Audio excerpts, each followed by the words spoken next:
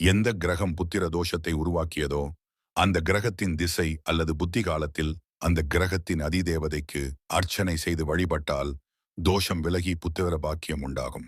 ஏழை குழந்தைகளுக்கு உடைகள், விளையாட்டுப் பொருட்கள், நூல்கள் வாங்கி கொடுத்தால் புத்திர பாக்கியம் உண்டாகும்.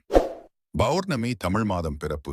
தமிழ் வருட பிறப்பு அன்று அன்னதானம் செய்வதின் மூலமாகவும் வம்சவிருத்தி கிடைக்கும். திருவெண்காடு, திருக்கருகாவூர் தலங்களுக்குச் சென்று உரிய வழிபாடு, பூஜைகள் செய்தால் சந்தான பாக்கியம் கிட்டும். குலதெய்வம் கோவிலில் அவரவரின் ஜன்ம நட்சத்திரத்தன்று அன்னதானம் செய்தால் புத்திர தடை நீங்கும். எந்த தோஷம் இருந்தாலும் பிரதோஷத்தில் நீங்கிவிடும்.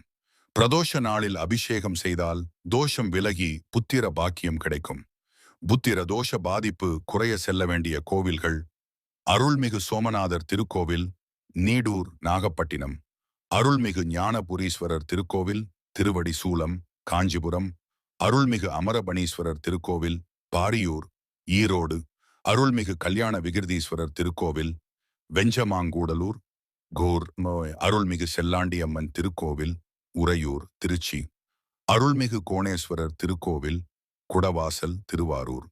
அருள்மிகு தாந்தோன்றீஸ்வரர் திருக்கோவில், இலுப்பைக்குடி, சிவகங்கை.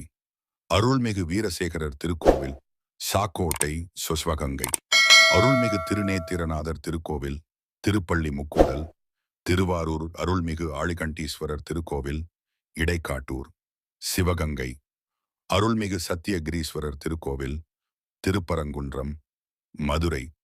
அருள்மிகு வெக்காளி அம்மன் திருக்கோவில், உறையூர், திருச்சி.